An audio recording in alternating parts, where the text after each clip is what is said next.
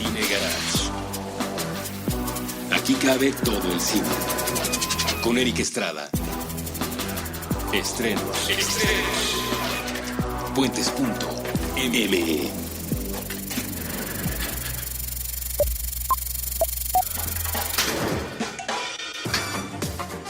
Puentes. Hola, ¿qué tal? Muy buenas, yo soy Eric Estrada. Están ustedes escuchando uno de los episodios, uno más de ya bastantes que llevamos, que estamos haciendo desde el Festival Internacional de Cine de Morelia. Hemos estado reportando desde muchos ángulos, con muchos invitados, todos ellos grandes personalidades del cine. No me cansaré de decirlo. Yo cada vez que hago un programa de estos en Cine Garage, me siento realmente honrado de que los invitados acepten, porque voy cubriendo como pequeños goles en la vida que luego me doy cuenta que son más grandes de lo que yo pensaba. Hoy es una de esas ocasiones. Perdonen que insista, pero el Festival de Morelia nos da para eso, ¿no? Para platicar con gente interesante, con gente muy valiosa, con gente que ha hecho historia y que está haciendo historia. Hoy es el caso. Afortunadamente, el señor José María Prado aceptó platicar con nosotros y lo tenemos ahora sentado en los micrófonos de Cine Garage. José María, ¿puedo tutearte? ¿Quieres que te hable de usted? Sí, por favor. Por favor. Porque... Y más bien todo el mundo me llama Chema Prado. ¿Quieres que te llame Chema? ¿Puedo tomarme esa libertad? Sí, porque José María no te gusta. Pues bueno, tenemos... No es que no me guste. Que no lo usas. Nadie no lo usas. Pues bueno, tenemos a Chema Prado, director de la Filmoteca Española, a la cual yo le tengo un muy grande aprecio. A ver si ahora podemos hablar de eso. ¿Durante cuánto tiempo, Chema? Pues 27 años. Bueno, soy exdirector porque me prejubilé el 31 de marzo. En marzo de este apenas, año. ¿verdad? Sí. Entonces realmente yo empecé en la Filmoteca en el año 76, en el mes de enero. Me invitaron en fin del año 75 y entré como responsable de programación de la Filmoteca. Y así estuve hasta el año 86, que pasé a ser adjunto al director. Y ya en el 88, digamos que el director de Filmoteca pasó a ser director del ICA, del Instituto de Cinematografía, y bueno, él insistió en nombrarme y yo me resistí un poco y al final el nombramiento oficial fue en el 89, pero realmente sí, 27 años hoy. Años de rompimiento, además, en la historia de España, ¿no? O sea, digo, la Filmoteca ya estaba fundada, pero... Sí, la Filmoteca realmente se fundó en el 53. Okay. 56 entró a formar parte de la FIAF, de la Federación Internacional de Archivos Fílmicos, pero el nacimiento fue muy precario. Fue Carlos Fernández Cuenca, ¿no?, que también fue director de la Escuela de Cine y del Festival de San Sebastián, y no tenían ningún recurso, vamos. Se formó en la cosa administrativa, en un papel, pero medios, los fondos que había eran muy escasos. Realmente el que dio más impulso fue en el año 72, Florentino Soria. Este realmente es el primer director que pone foco, digamos, que hace que la Filmoteca tenga... En ese momento la Filmoteca se llamaba Filmoteca Nacional, ¿no? Y él es el que crea, digamos, las sesiones de una manera regular, las proyecciones públicas, sin tener una sala propia. Primero ha sido en una sala que se llamaba el Cine California, en un barrio estudiantil de Madrid, de Argüelles, y se hacían como 3, 4 sesiones, y ahí yo empecé como asiduo, ¿no?, visitante de las sesiones, porque realmente era muy interesante toda la programación, y por eso digo que el que dio un poco el impulso. Por un lado se creó un poco esa confusión de que la gente empezó a asociar la idea de Filmoteca a la difusión exclusivamente, lo cual también es un problema porque el tema central de una filmoteca es el patrimonio, la recuperación, la catalogación, restauración, pero todo ese trabajo tiene como destino final dar a conocer lo que hacemos, público, que son las sesiones. No quiero rebajar nada la importancia de la difusión, pero mucha gente pues asociaba un poco que la Filmoteca era una sala donde se pasaba como un cineclub de lujo, ¿no? De mucho lujo y de mucho tal. Pero sí fue muy importante el paso. De hecho, es Florentino Soria el primero que me invita a unirme porque yo venía de otro campo, de la arquitectura y tal. Bueno. Y repito, creo que, y te lo pregunto porque habiendo vivido un par de años yo en Madrid, detecté, como en pocas veces en el mundo, quizá en Francia, quizá en los propios Estados Unidos, un amor de los españoles por su cine que pocas veces se puede ver en países, incluido el mexicano, ¿no? Bueno, pero hay que pensar además que digo, cuando se inician todas estas proyecciones estamos en pleno franquismo, quiero decir, Franco realmente fallece en noviembre del 75 y después de fallecer incluso hay un periodo un poco pesado también con el tema de la censura, todo eso, y claro, había una avidez de ver cine que no estaban los circulitos regulares, comerciales, enorme. Por eso digo que tenía mucho éxito. Toda esa etapa, digamos, que que la Filmoteca fue un poco nómada, de cada 2 años se cambiaba de cine. Ahora recuerdo que después de ese Cine California, la Filmoteca estuvo también en el Cine Infantas, donde yo asistí a alguna proyección.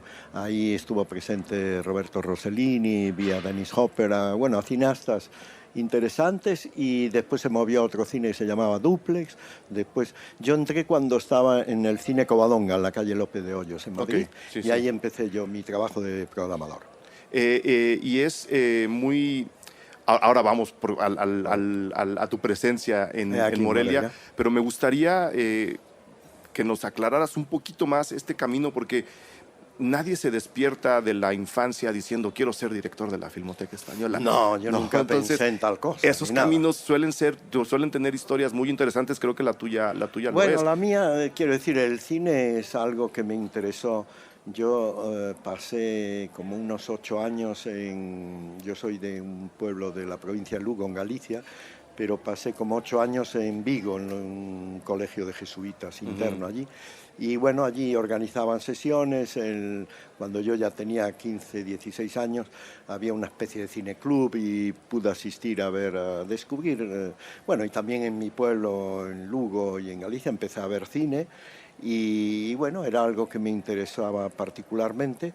Yo realmente mi formación, yo vengo de la arquitectura de interiores, me diplomé en eso, y tratando de hacerlo breve, el tema es que como el cine me interesaba particularmente, empecé a colaborar en algunas revistas que había en Madrid, en concreto una que se llamaba Cine Estudio, y como yo desde muy jovencito no solo estudié, sino que tenía un estudio de arquitectura para hacer obras, reformas, empecé a ingresar bastante dinero para ser tan joven, y yo me permitía un poco ese lujo mío de ir a festivales. Empecé a ir a Pésaro, Mannheim, a Londres, y a ver cine un poco más alternativo, más especial, que no se veía. Y en esa época yo era un poco cronista, escribía crónicas de esos festivales.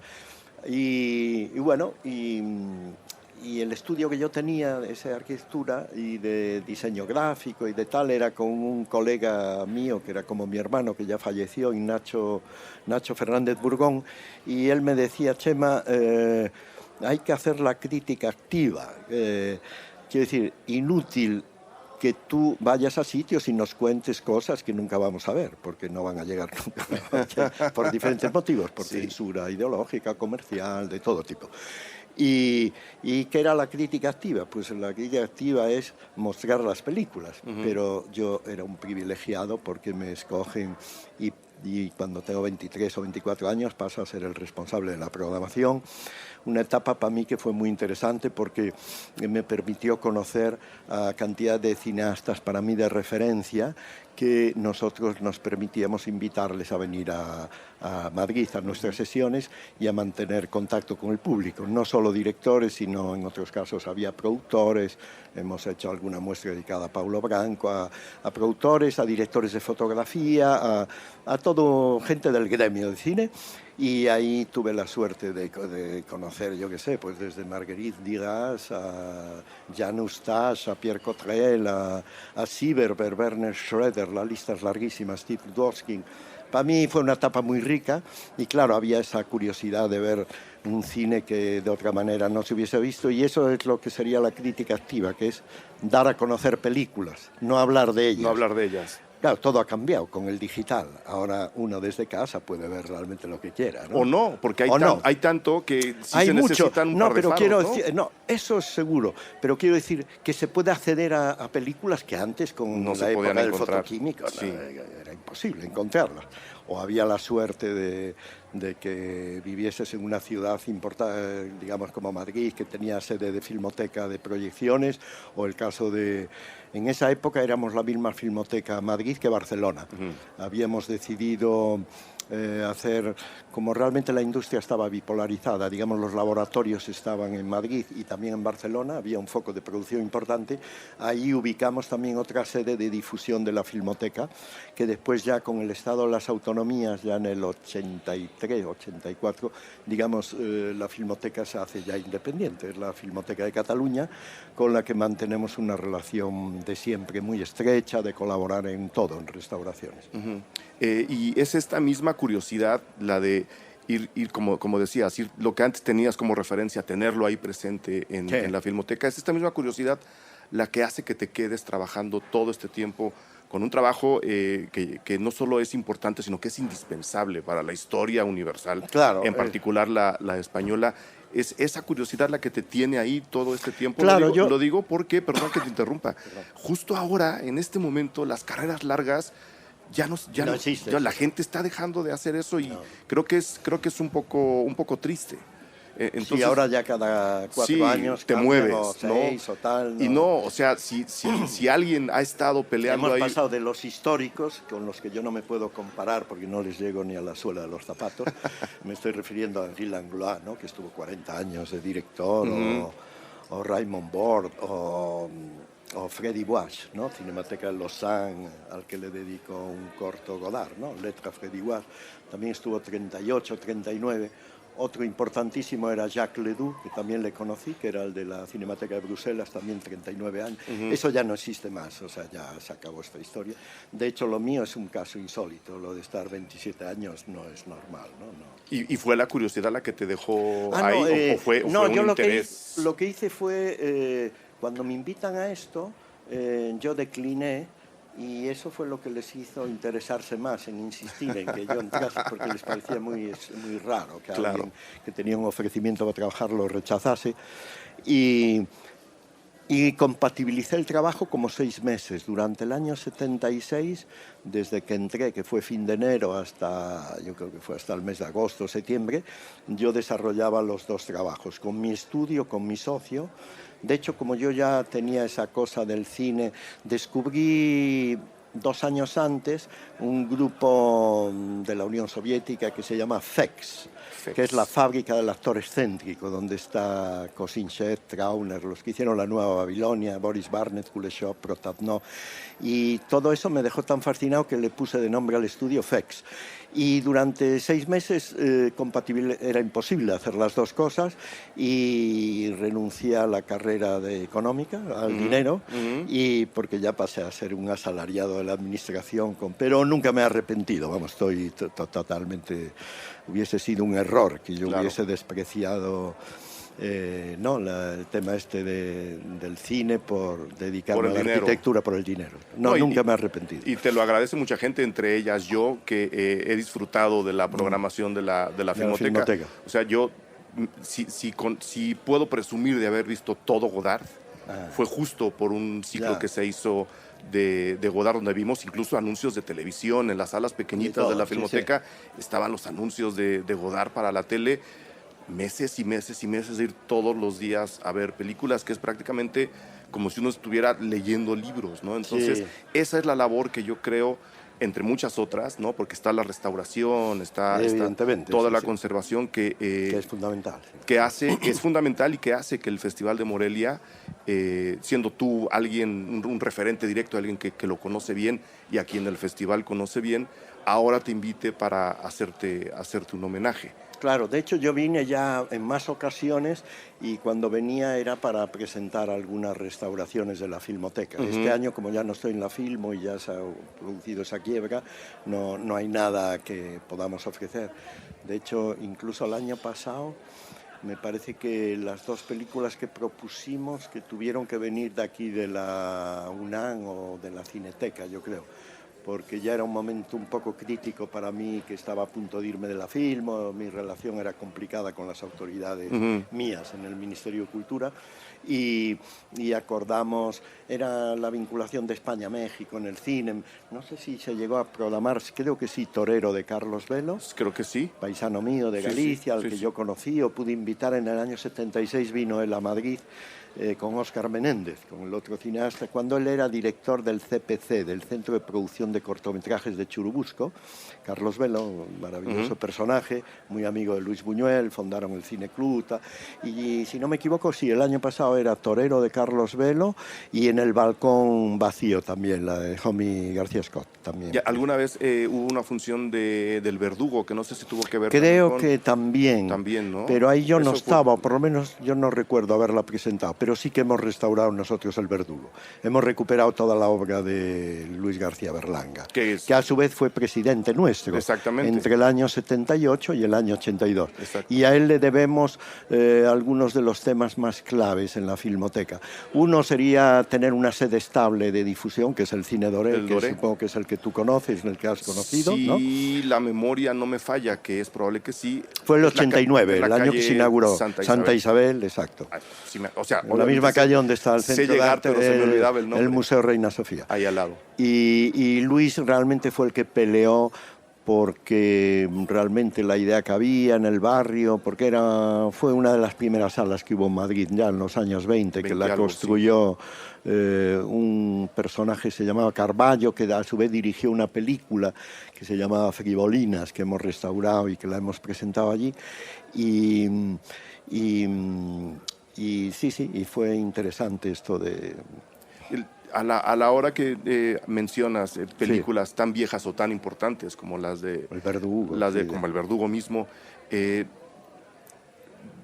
es responsabilidad, es emoción, son ganas de seguir haciendo que la gente conozca estas películas. Claro, es que son...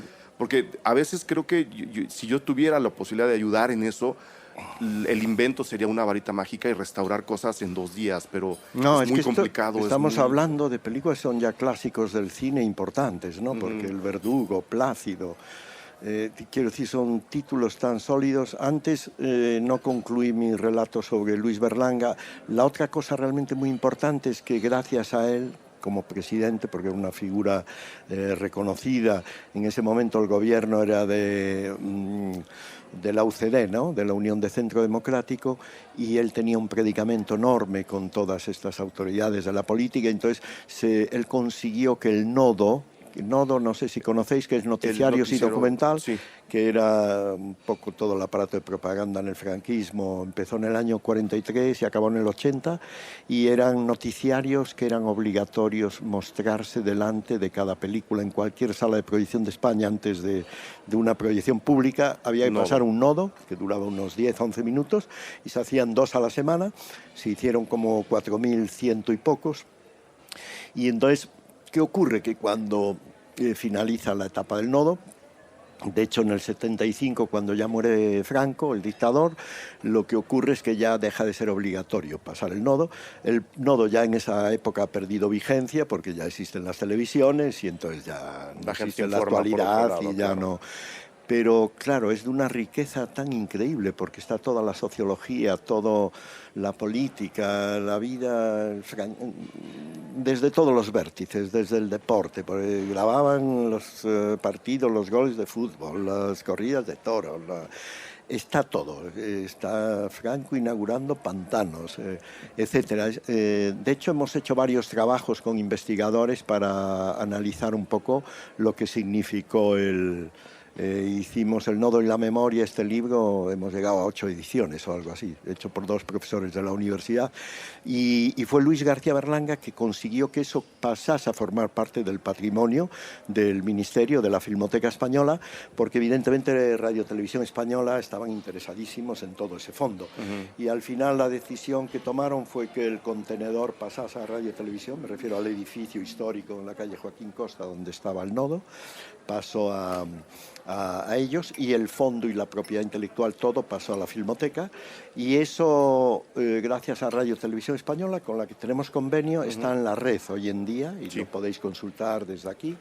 hemos conseguido no solo eso, que son 600 horas, ¿no? Estos 4.000 y pico, sino que hemos puesto otras 600 horas más, porque está también todo lo de la guerra, los documentales de la Guerra Civil Española, títulos emblemáticos que hemos restaurado como El perro andaluz, El chan andaluz, el primer largo sonoro del cine español, El misterio de la Puerta del Sol, películas de vanguardia de Jiménez Caballero, coetáneas de El perro andaluz, y todo eso es muy importante, ¿no? Porque con televisión, como tienen un servidor muy potente, ahí se podía almacenar esas 1.200 horas, no en el ministerio nuestro. Claro. O sea, se puede consultar entrando vía Radio Televisión o Filmoteca Española, poniendo el nodo, se puede consultar. Se pueden consultar. Y eso es muy importante, y eso es obra también de Luis Berlanga, no solo el cine doré, y bueno, tantas otras cosas que hizo Luis Berlanga por nosotros. Claro. Y ahora que dejas la Filmoteca y que puedes mirar un poco hacia atrás, ¿qué tan complicado es? Para mí es obvio que es importante y es necesario hacer este tipo de restauraciones, ¿no? Y veo el trabajo de Scorsese, por ejemplo, y digo, hombre, también por ahí se tiene que inyectar más dinero.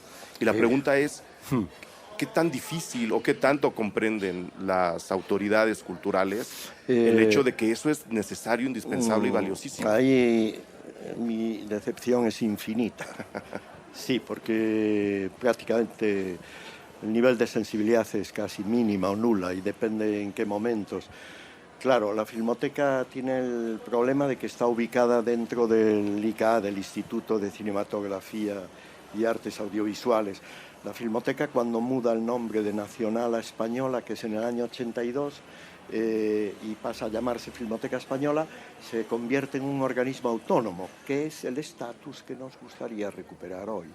En aquel momento se daba, en el año 82, X meses, 6 o 7, para hacer el desarrollo de cómo tendría que ser, por dificultades que yo ahora no puedo precisar, porque en aquel momento yo no era el director ni nada, pero supongo que tendrían que ser de índole económico, de tal.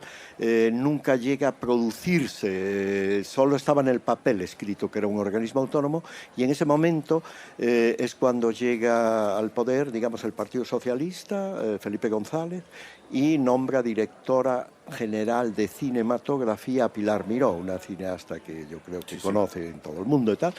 Y Pilar Miró, que venía con ideas muy ambiciosas, tanto en el tema de apoyar a la industria del cine, en las ayudas, en la difusión del cine español, en las semanas de cine, la presencia en festivales, le explican que realmente desde una dirección general no existe esa posibilidad, que debería ser un organismo autónomo, pero el problema es que en ese momento había una crisis seria económica y no daba como para crear un... Pero alguien le hace ver, oye, existe, dependiendo de la dirección general, la Filmoteca, que nunca se ha desarrollado. Entonces lo que se hace es cambiar el nombre. En vez de Filmoteca Española pasa a quedarse ICA, Instituto de Cine, digamos, con ese soporte, y nosotros pasamos a ser de contenedor a contenido, a ser una subdirección general de las tres que siguen existiendo, que son Fomento, que es la que maneja la plata, el dinero, las ayudas a la producción, a la distribución, etcétera. Después está la promoción, que es la que se ocupa de la presencia del cine español en los festivales donde son seleccionadas sus películas, las muestras de cine en diferentes ciudades, Buenos Aires, Nueva York, etcétera, en México, tal. Y en el último rincón de ese organismo está la Filmoteca, que es como la cenicia, digamos, el recurso siempre ha sido mínimo, hemos tenido siempre problemas de personal, de que no hay una plantilla adecuada, y eso se ha agudizado en los últimos años, claro, con toda la situación de la crisis desde el año 2008, desde el 9, ha ido de mal en peor, y yo llegué a una situación donde vi que no solo mi papel era importante para la Filmo, sino todo lo contrario. O sea, eso me hizo tomar la decisión de abandonar el barco con mucha tristeza, porque es muy triste irte con una situación tan precaria, ¿no? Después del trabajo que ha hecho, sobre todo, que es en lo que yo baso, que he tenido la fortuna de trabajar yo con un equipo de gente muy competente, muy profesional, que ha entregado todo su esfuerzo, su trabajo. Hay que pensar que es una práctica no regular, que no está contemplada en la administración, no existe el concepto de restauradores de cine, así como o de archiveros hay de... ¿no? Sí. Entonces, lo que hemos peleado desde dentro de la casa, no yo solo, sino el resto de compañeros, es que la Filmoteca, para dignificar este patrimonio, que pasemos a ser un organismo autónomo equivalente a los referentes de nuestro país, que serían la Biblioteca Nacional, que ha cumplido ahora, acaba de cumplir 300 años, y que es organismo autónomo con ley propia, el Museo del Prado, otro organismo autónomo con ley propia, el Museo Reina Sofía, y lo que sí pensamos es que tenemos que estar en ese nivel, no podemos estar en la segunda división, en una línea inferior, porque eso es olvidar ese patrimonio que por otro lado es mucho más frágil, porque todos sabemos que la emulsión en un negativo a algo o las condiciones de conservación son las adecuadas o desaparece con una facilidad pasmosa, ¿no? Y estamos en esa lucha y espero que, bueno, en este momento la situación de nuestro país, normalmente mañana va a ser investido presidente de gobierno el que estaba en funciones, Mariano Rajoy, y tendrá que anunciar su gobierno posiblemente este lunes, y ahí sabremos de entrada si realmente va a crear un Ministerio de Cultura, porque lo que hay hasta ahora, lo que creó el gobierno del Partido Popular fue un Ministerio de Educación, Cultura y Deporte. Y no es muy simpático estar ya. Y yo creo que tiene que haber un ministerio propio de cultura y que tenga un peso específico dentro del gobierno. Claro. Y que no sea ignorado como hasta ahora, que la cultura es algo de lo que se habla mucho cuando va a haber elecciones y que después desaparece del mapa de la política, ¿no? Y hay, por ejemplo, apoyos o manera de que una filmoteca externa, la mexicana, por ejemplo, la de la UNAM, apoye a la española para decir, señores, creo que hay que empujar por algún... Bueno, lo que nos une mucho a todas las filmotecas en general es la precariedad. Sí. Es muy raro que escuches de alguien que se sienta satisfecho y que diga, uy, tenemos recursos para... hemos colaborado mucho siempre, con México muy especialmente, sea con la Cinemateca, y con la UNAM, ¿no? Muchísimo, con Paco Gaitán, Iván Trujillo ha sido mi colega durante 20 años o algo así, y con Guadalupe Ferrer, que es una persona extraordinaria con la que me une una relación muy estrecha. Hemos preservado, por ejemplo, toda la etapa mexicana de Buñuel, entre las dos instituciones, hemos hecho interpositivos de todo. Quiero decir, siempre ha habido colaboración y mucho, pero... Digo, los problemas estructurales los tiene que resolver el país, no va a llegar de la ayuda de archivos. Nosotros cuando tuvimos ciertos medios en la época, en los primeros años, fin de los 80, 90, cuando hemos podido hemos tratado de ayudar a archivos de Latinoamérica que tenían dificultades, por ejemplo, en la FIA para pagar las cuotas, pero vamos, nunca fuimos muy ricos. Más bien, lo que es que ahora estamos en el periodo más triste, más dramático que yo he conocido en los 40 años. Donde incluso hay impuestos hacia la actividad cultural y el 21%, que es una vergüenza, locura. Es bochornoso. Sí. Me voy a callar porque me caliento mucho y voy a decir cualquier disparate. Muy bien. Sí. Yo tengo que hacer la primera pausa, bueno, la única pausa de este episodio, pero volvemos para seguir hablando con Chema Prado. Encantado. Repito, yo le voy dando hecho a las entrevistas que tengo que hacer a lo largo de mi vida. Esta es una de ellas, Chema. Gracias, muy amable. Ahora venimos.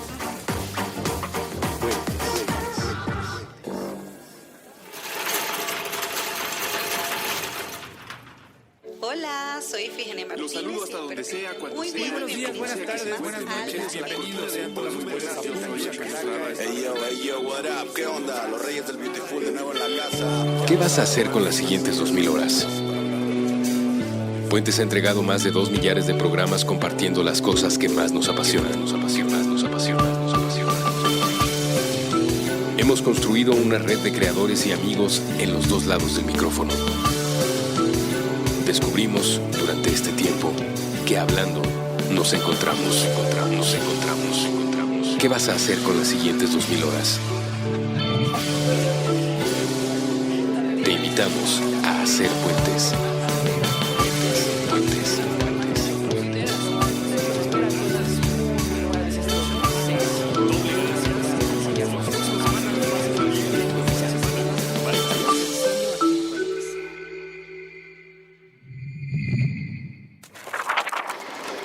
Ingeniería mental para mantenernos cerca. Puentes. No sé si es un traco. Aquí todos estamos locos. Con Rafael López. Nuevo episodio todos los viernes a las 8 a.m. Puentes.mm.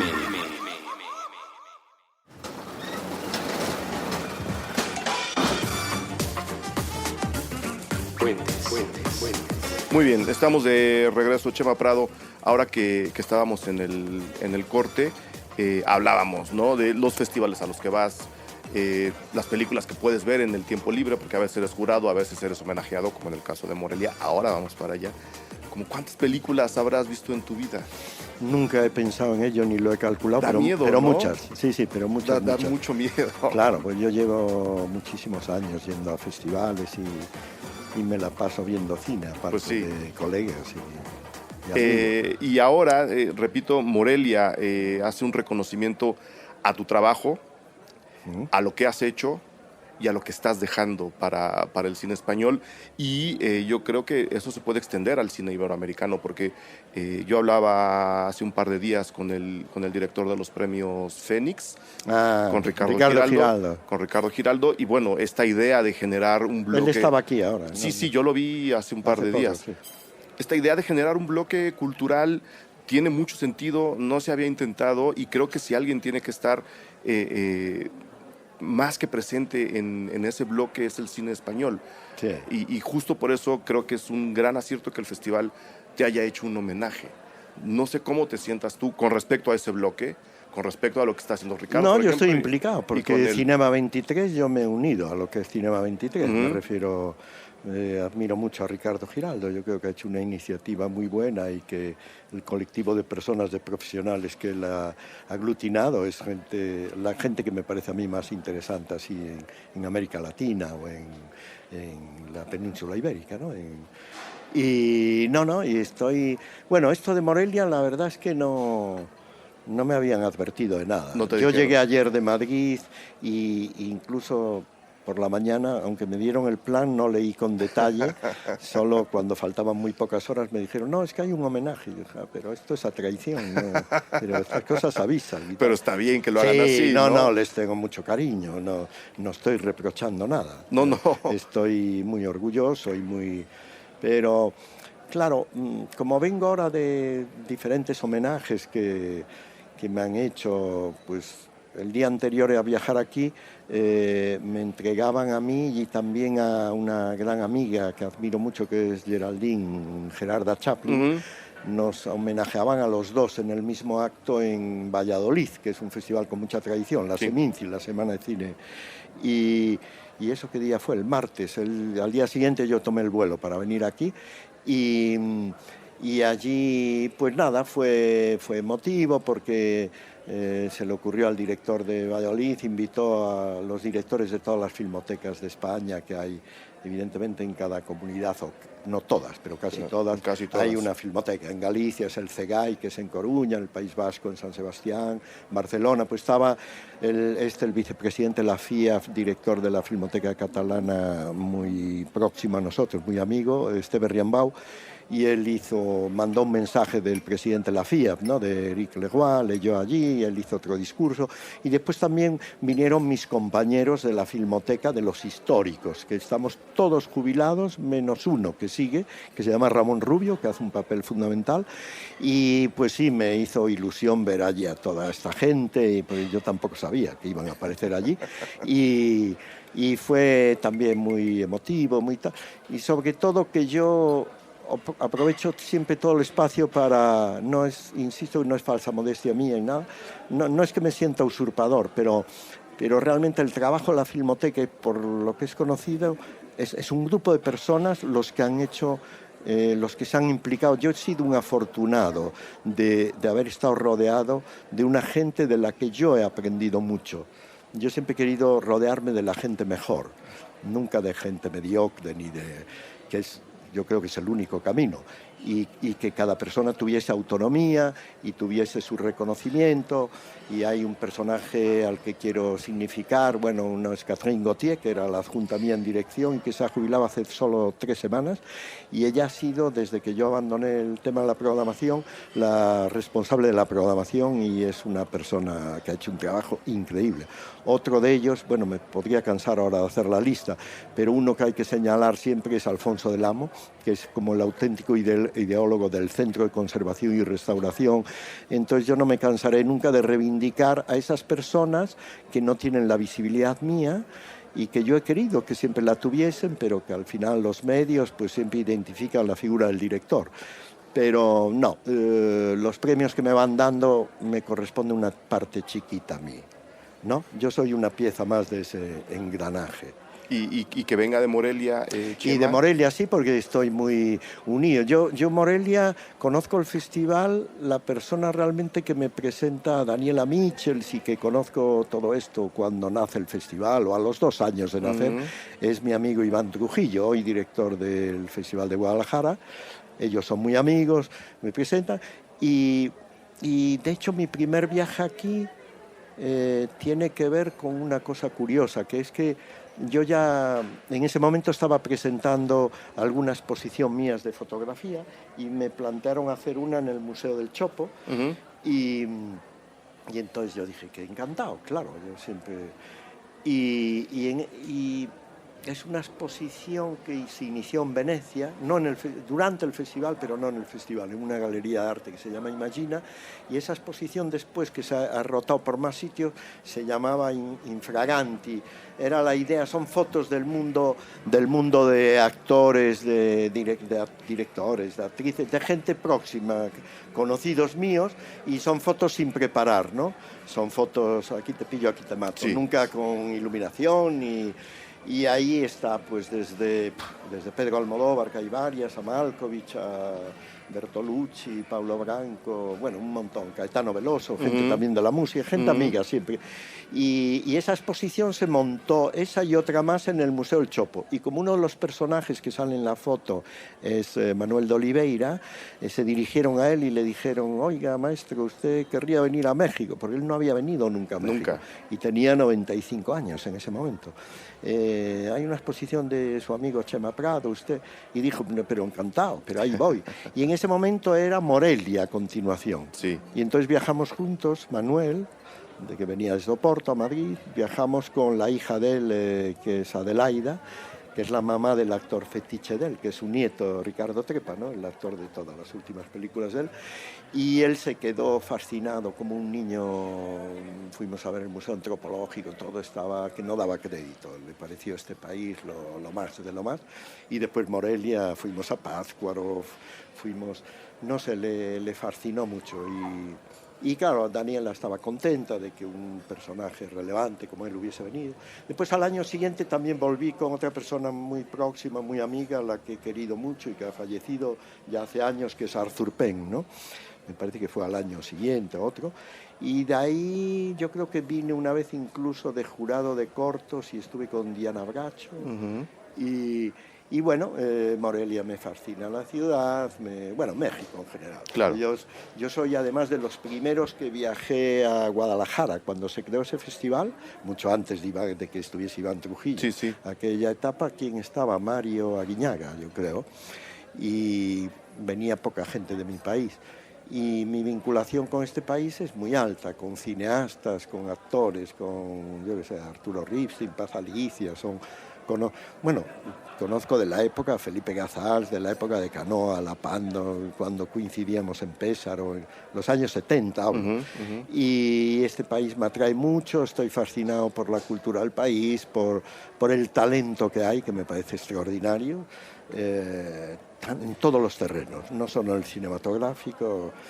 Raigadas, Amat Escalante, la lista es larguísima de la generación de más joven, de los clásicos, Arturo. Claro. Mi mujer o compañera ha trabajado con Arturo en Profundo Carmesí, en el Coronel no tiene quien la escriba. De hecho, yo vine al rodaje, he estado en alguno de los rodajes.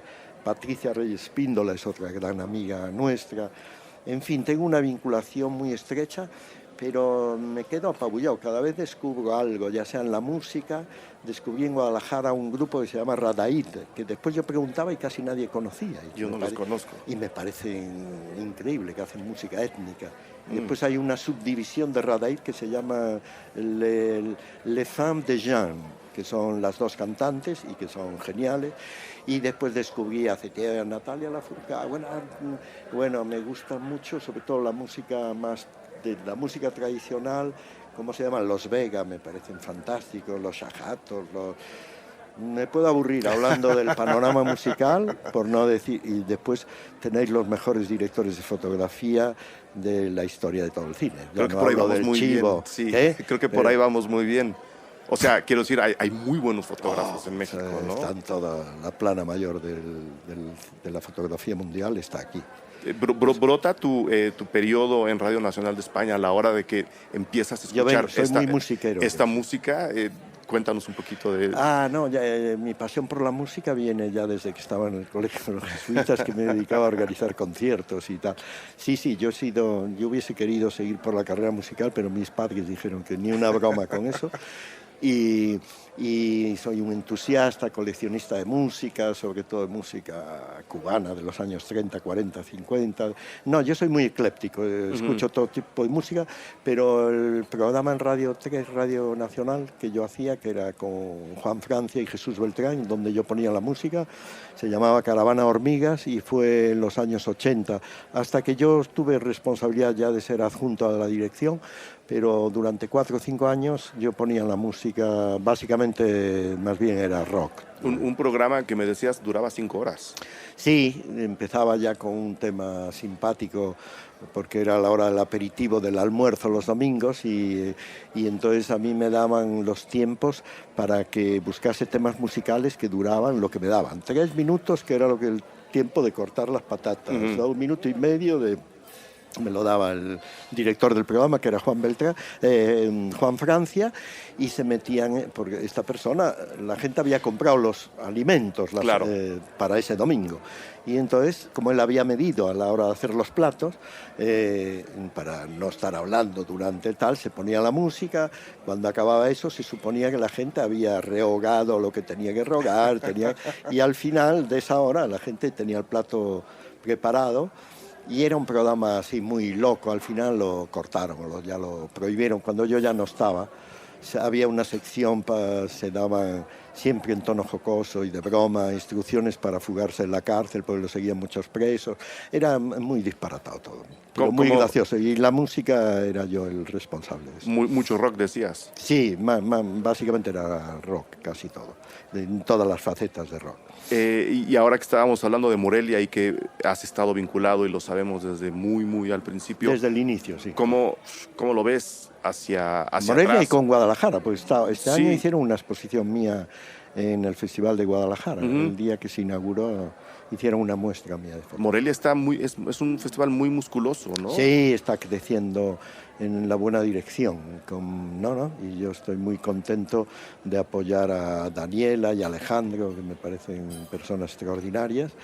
Y claro, es una ciudad tan encantadora, con un público tan fiel, es que reúne todo, porque la ciudad, aparte de que sea fantástica, tiene una medida humana, se puede caminar a todos los sitios, en fin, tiene todas las virtudes, cualidades, y una programación bastante sólida, que aunque nació del corto, se ha ido extendiendo, y entonces aquí se pueden recuperar películas clásicas, restauraciones. No sé, yo estoy feliz de venir aquí, a pesar de que cada viaje que he hecho no he estado más de 2 o 3 días. Ahora que ya soy hombre libre, podré ya disponer. No pude venir antes por lo de Valladolid, si no hubiese estado pues casi una semana. Claro. Yo sí te lo quiero comentar, porque te digo, es un ejercicio que yo hacía cuando vivía en Madrid, ir a la Filmoteca todos los días. Todos los días. Y sí, se nota que el público español le gusta el cine en general y le gusta su propio cine. Entonces, no sé si ahora que ya no estás ahí, que estás jubilado prematuramente, vas a ver con los mismos ojos ese edificio, vas a ver con los mismos ojos... Con el mismo cariño, y voy a seguir tratando de apoyar y todo lo que pueda hacer desde fuera para los que continúen. Estoy muy pendiente de ver en qué situación, qué pasa con la política la próxima semana y cómo quede, pero mi intención es, aunque esté fuera de la institución, defenderla, apoyarla y hacer todo lo que sea. Ya seguirás activo en eso, ¿no? Todo lo que he hecho en festivales, que siempre fui acreditado de prensa y me han dado los catálogos, todo eso está en la Filmoteca, en el centro de documentación nuestra. Nunca me he quedado para mi colección personal, nada. Y mi idea es seguir haciéndolo. Quiero decir, es cierto que ahora cuando llega a Madrid, el catálogo de Morelia seguirá estando. Ahí. Es como si no me hubiese ido en ese sentido. Pero vamos, no voy a intervenir en nada, hace falta ver también cómo quedan las cosas, pero mi intención es de seguir defendiendo y apoyando a la institución. ¿Se le puede llamar a eso, a esa defensa, también una lucha? Te lo pregunto porque, pues bueno, ya hablamos, ¿no?, de los impuestos a la cultura en España, del bache tremendo que tuvo el cine español, que no sé si ya está teniendo, ¿no? Exacto, no sé si ya los están recortes saliendo, ¿no? son brutales en el tema. Hay que pensar que el presupuesto en este momento de las ayudas al cine, eso que llaman el Fondo de Protección, está como en 30 millones, cuando hace nada estaba en 90 a 100. Si nos comparamos ya con Francia es imposible, pero claro, Francia está en 400 millones contra 30, que vamos a ver si se quedan 30, porque había un momento crítico ahora. Y pues lo de la Filmoteca ya es como una broma, porque la Cinémathèque Française, pues la cifra es de 20 y tantos millones, y nosotros estamos en 3 y poquito. ¿Por qué pasa esto, Chema? Te lo pregunto a ti, que has vivido el cine como muy pocas personas en la historia. ¿Por qué en cuanto hay que recuperar dinero, los gobiernos lo primero que hacen es abrir la bolsa de cultura y sacar un puño? Está pasando en México, ¿no? Lo quieren hacer en México, lo están haciendo en todos lados. En Francia siempre ha habido una defensa y, digamos, haya habido un gobierno más progresista, conservador o tal, la cultura siempre ha sido un hecho intocable, que hay que respetar y que da una entidad a ese país, y que en nuestro país, cuando la derecha ha estado, han entrado a saco. O sea, y yo creo que no es difícil deducir que, evidentemente, cuanto menos cultura exista, más fácil manejar al personal, ¿no? Más frágil se vuelve el pueblo, ¿no? Entre menos cultura haya, más frágil se vuelve el pueblo. Pues bueno, yo de cualquier manera sí quiero agradecerte el trabajo, ¿no? Yo lo viví, quiero insistir en eso, yo estuve ahí. También creo que revisé todo Polanski, me parece que hubo un ciclo entero de Polanski, incluidos cortos también. El de Godard para mí fue como la entrada al cielo. Ahora, sabes que se hacen... Yo viajo el jueves que viene, el viernes, a Lisboa y a Estoril. Hay un festival muy interesante que, si entras en internet y lo consultas, que es el Lisbon Estoril Film Festival, que lo dirige Paulo Branco, si no me equivoco. Esta es la 10ª edición, y empieza el viernes día 4 y dan Godard completo. Todo Godard completo en 10 días. Es fuerte. Es muchísimo. Todo. Y hay un convenio, un seminario de 3 días los últimos días, y vienen figuras muy relevantes. Y bueno, es un festival que además, como es heterodoxo, porque Paulo ha reunido siempre ahí a gente, a grandes escritores, pues ahí uno ve normalmente a Don DeLillo, a Coetzee, a Siri, a Paul Auster, es increíble, músicos de clásica, de moderna, los cineastas más de vanguardia, en fin, tiene la capacidad hace un festival prodigioso, y justamente este año hacen también una exposición mía de fotos, y me viajaré el día 4 a Lisboa para... Todo esto viene al hilo de Godard. De que se va a hacer Godard completo en Lisboa. Y que lo tuvieron en la Filmoteca nosotros. Y que hay que tenerlo. Yo creo que cualquier gente que mínimamente le interesa tiene que conocer Godard esas cosas. Es referente. Y nombres nuevos, Chema, si Godard es referente, ¿hay algún nombre nuevo que te emocione, que hayas dicho, mira, este chico puede llegar muy, muy, muy lejos? Más allá, digo, obviamente tenemos a los nombres grandes en México para Claro, sí. Pero no sé si haya por ahí alguien que no hayas imaginado jamás que por ahí hubiera llegado una gran sorpresa a la hora de ver películas? Sí que los hay, pero mi Todavía cabecita va muy lenta y tengo que poner como el computer. Necesitaba que me dieses un tiempo a pensar y te diría bueno, fulano no, y fulano. Te lo damos, no te preocupes. Me temo que a lo mejor puede demorar más de la cuenta que poner Pero sí el hay. ordenador. Sí que hay gente. Quiero decir que el cine sigue caminando, Sí, ¿no? evidentemente, y hay gente muy joven, pero no solo en el panorama internacional, sino en nuestro país. Hay gente que admiro.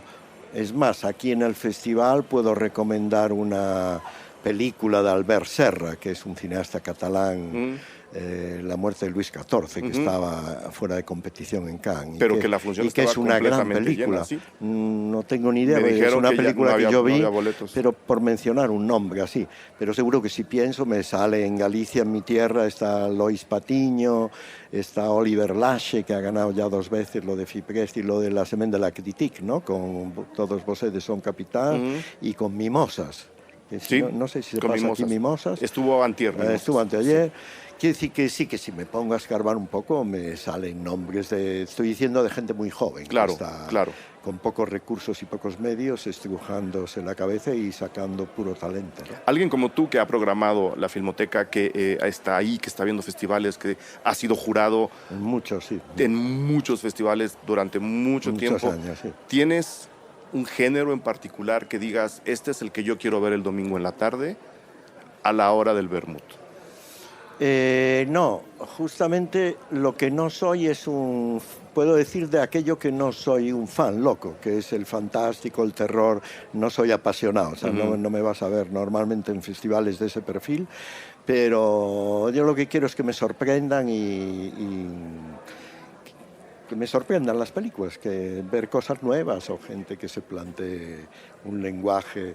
Es decir, si tuviese que manifestar personas de referencia para mí, pues tendría que nombrar a Raúl Ruiz, de gente que yo he admirado mucho, Claro. ya no por una película, hablo por el conjunto de su obra, ¿no? Y como Raúl es que hay un montón, Rivet para mí, Chris Marquet, bueno, Godard es el número 1, tal. Y tanta gente, referentes míos tengo demasiados, tengo muchísimos, desde Robert Frank, Jarmus, es muy larga la lista. Pues bueno, justo por el conjunto de tu obra y por lo que estás dejando al cine y por lo que vas a seguir haciendo. Voy a seguir. Que ya quedamos que es una lucha y yo estoy decidido a Y hay que ayudar. estar, sí. Yo estoy decidido a ayudar. Quiero agradecerte esa carrera, quiero agradecerte todo lo que has hecho hasta ahora.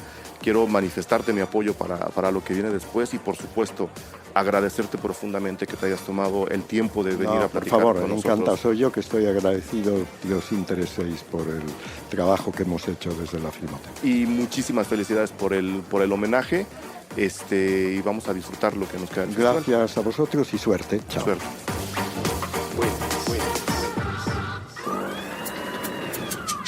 Cine Garage. Aquí cabe todo el cine. Con Eric Estrada. Estrenos. Puentes.me